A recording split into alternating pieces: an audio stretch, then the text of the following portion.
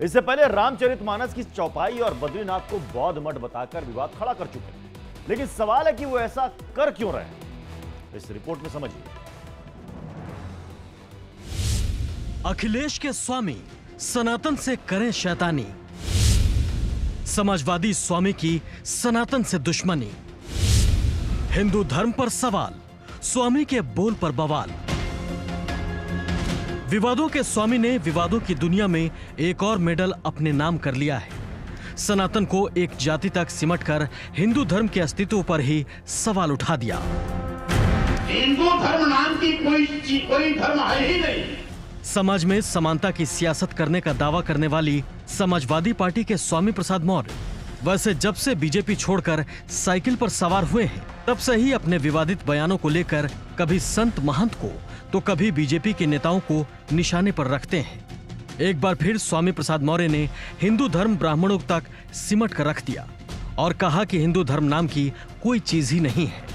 एक बार फिर से सुनिए स्वामी प्रसाद मौर्य ने क्या कहा। कि ब्राह्मणवाद की जहरें बहुत गहरी हैं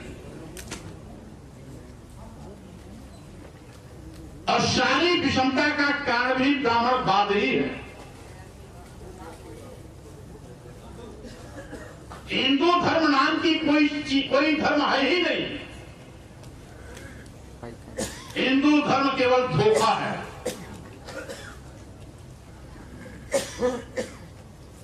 सही मायने में जो ब्राह्मण धर्म है, उसी ब्राह्मण धर्म को हिंदू धर्म कहकर के इस देश के दलितों, आदिवासियों, पिछड़ों को अपने भ्रम के मकड़जाल में फंसाने की इनकी एक साजिश है। अगर वो हिंदू धर्म होता तो आदिवासियों का भी सम्मान होता, दलितों का भी सम्मान होता, पिछड़ों का भी सम्मान होता। ऐसे में सवाल यह है कि क्या अखिलेश ने स्वामी प्रसाद को सनातन पर प्रहार करने की छूट दे दी है या फिर स्वामी प्रसाद का यह बयान कोई सियासी पैंतरा है।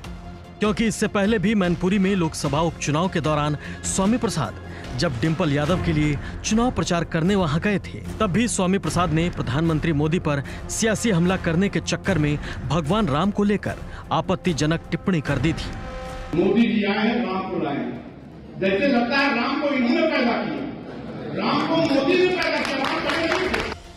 भगवान राम से करोड़ों हिंदुओं की आस्था जुड़ी है। स्वामी प्रसाद खुद भी हिंदू हैं। ऐसे में सनातन विरोधी बयानों के क्या मायने हैं?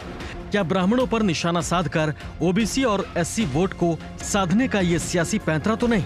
अगर ऐसा है तो फिर समाजवादी पार्टी की सांसद और अखिलेश यादव की पत्नी ने क्यों स्वामी प्रसाद मौर्य के बयान पर पार्टी को अलग करते हुए कहा कि हिंदू धर्म सनातन है और सनातन धर्म का कोई भी दुश्मन नहीं होता है?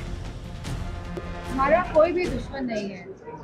हम लोग हिंदू हैं और हिंदू धर्म का जो धर्म है वो सनातन धर्म है और सनातन धर्म में कोई दुश्मन नहीं होता है और मुझे खुशी है अगर उन्होंने ये बात कही है। इससे पहले भी स्वामी प्रसाद मौर्य ने रामचरितमानस पर बैन लगाने की मांग की थी।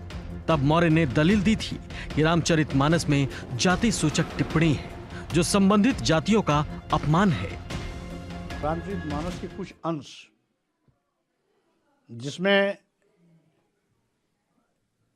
जातियों को इंगित करते हुए, वर्ग विशेष को इंगित करते हुए, वर्ण विशेष को इंगित करते हुए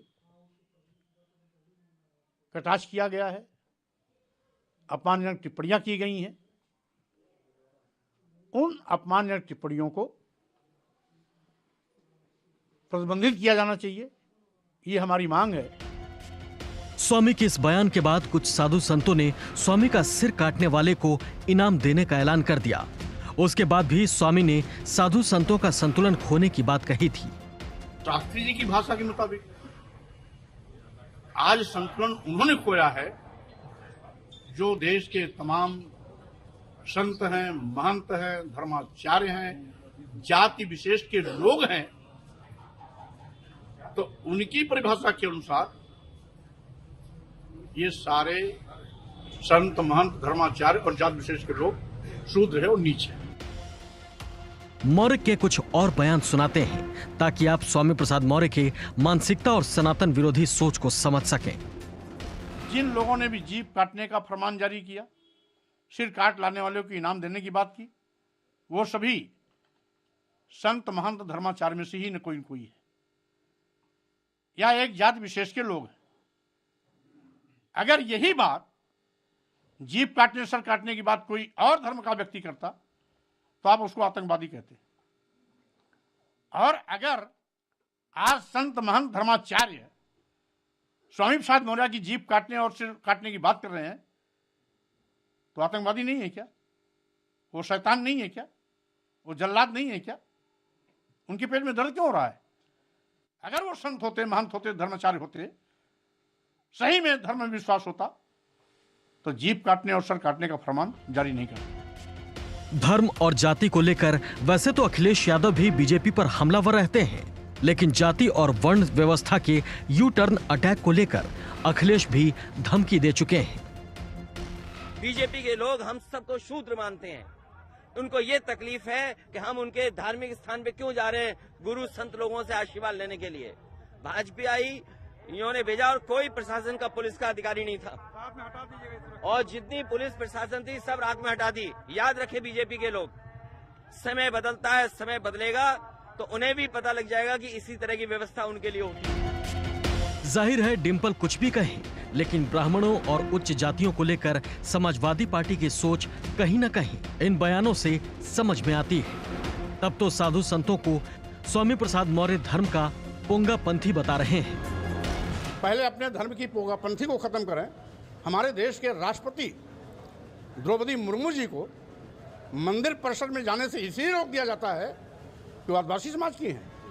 वहीं पर रेल मंत्री अश्विनी वैष्णव इसलिए मंदिर परिसर के अंदर गर्भगृह में जाते हैं क्योंकि ऊंची जात के ब्राह्मण समाज के हैं। साधु संत ही नहीं, स्वामी प्रसाद मौर्य हिंदुओं के मंदिर और धर्म स्थलों को लेकर भी अटैकिंग मोड में रहते हैं। तभी तो बद्रीनाथ को बौद्ध मठ बताते हैं। भाई आज भी तमाम ऐसे साक्ष्य हैं, विकिपीडिया भी इस बात की गवाह है कि 8वीं शताब्दी तक बद्रीनाथ धाम बौद्ध मठ था। तो अगर इस तरीके से एक एक करके मामला उखड़ेगा तो भाईचारा, आपसी सौहार्द बिगड़ेगा। एक सप्ताह बाद यूपी के घोसी में विधानसभा का उपचुनाव होना है। मैनपुरी में मौर्य के विवादित बयान के बावजूद डिम्पल यादव जीत गई थी। ऐसे में कहीं न कहीं तो एक बार फिर ब्राह्मणों के खिलाफ बयान देकर समाजवादी पार्टी ओबीसी वोट को एकजुट करने में जुटी हो, क्योंकि इस बार घोसी का चुनाव समाजवादी पार्टी और अखिलेश के लिए नाक की लड़ाई है। क्योंकि यहां पर कांग्रेस ने एसपी को अपना समर्थन दे दिया है। फिर भी अगर यहां बीजेपी जीतती है तो फिर 2024 की लड़ाई में समाजवादी पार्टी